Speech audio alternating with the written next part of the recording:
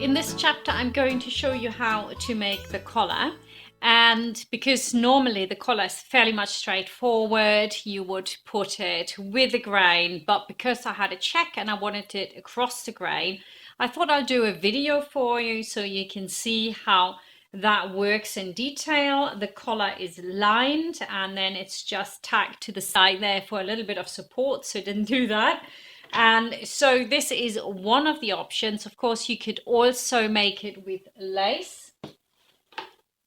And I've got the example here. All of that is in your written instructions, and there are also the bonus videos you might want to look at if you want to put on some lace.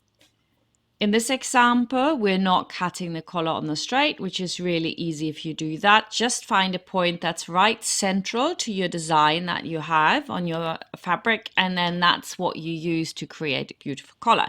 Now, in my case, to give it a little bit more interest, I wanted to have it on the bias, so I created a seam down the center. Nothing easier than that. Just cut through the center and have your 1 centimeter seam allowance added to that, right?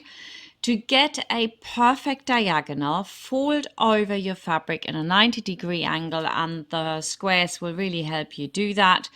And then put on your pattern piece so that again the center runs through one of your squares, and that way you will be able to perfectly match them up. And the idea here is that you cut out the one, and then when you flip that one over and put it on so the right sides are facing each other, that you put it on exactly the same squares, and therefore you will get exactly the same result on the right and on the left. And what you can see here when I put mine on is that I'm not exactly putting it on the right one. I hadn't lined it up. So what you want to do is to, of course, line it up perfectly, and you'll get a beautiful collar which is exactly the same on the right as it is on the left. When you do it, make sure that you don't get that wrong. It still looked really, really nice, but how did I not notice this while I was cutting it? Oh, it was beyond me. Seriously, sometimes I concentrate more on the camera and the angle, and I don't really see what I've, like this. I completely missed that. So now, in an ideal world, they would be exactly the same, and you just close it on the sewing machine, just sewing straight across with that centimeter distance.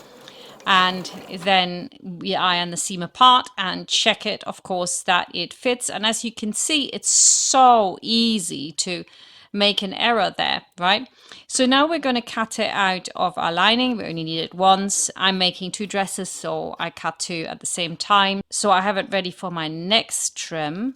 Right, so now the lining is going to be put on top of that, and the right sides need to be together. And then I'm going to pin this. There we go. I'm not going to cut anything away just yet, no trimming, but the fabric that I go by is the lining. And I'm now going to go over on the sewing machine and close it. Your stitch length should be 2.5, reverse stitch. And then we'll go to nearly the point, and I've actually sped this up. I was sewing very, very slowly with this because it wants to pull and push in this area. Put your stitch length down to 1.5 or even 1, so that when we go in here, it's a really, really nice corner, right? We don't want anything to fray if you were to cut across the corner. I'm not going to do that anyway, but it's still a good habit to reduce the stitch length every time you come into one of those tight spots. And then very slowly with a small stitch length again, move around the curve here. And I'm actually also doing foot width, not a centimeter. Even now it's worked out for a centimeter, because I actually like when a little bit of the collar at the top is showing and it's not completely disappearing in the seam allowance. I actually really like that. I saw that on one of my testers items, and it was actually an accident, but I think it's much nicer. So I'm doing it foot width. You can do it with a centimeter as well. It doesn't really matter.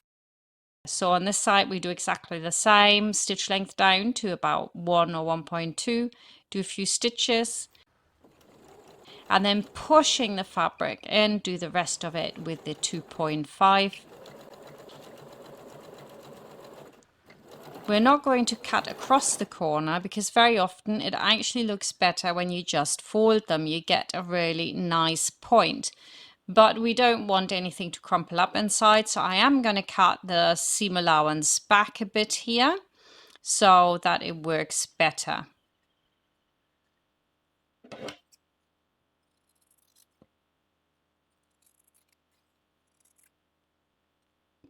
Do that on both sides and the center as well.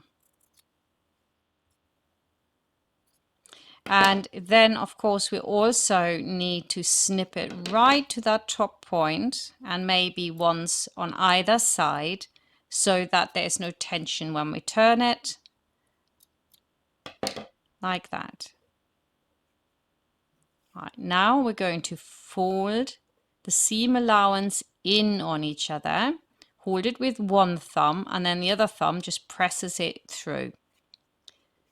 And then I just take a pin to lift out that point, and it looks absolutely perfect. Now let's do the other side as well so that we can see it again. Now we understood how that works, right? So you fold in from either side and you hold it, grab it with the other thumb, switch over so to speak, and then just push it through to the other side. My nail pushes it in right into that corner, take a pin and lift out that tip.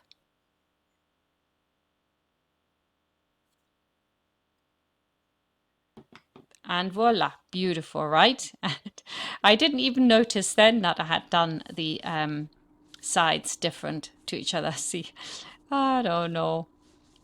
Anyway, you want to roll the seam allowance a little bit between your fingers, and then you just give this plenty of steam. Make sure that none of the lining shows. Just give that a really good iron. Go over to the other side, do the same sort of rolling motion until the seam sits in that edge.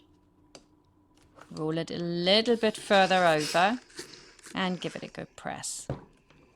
That looks really nice, actually. I wish I'd done it right as well, but never mind, you get the idea.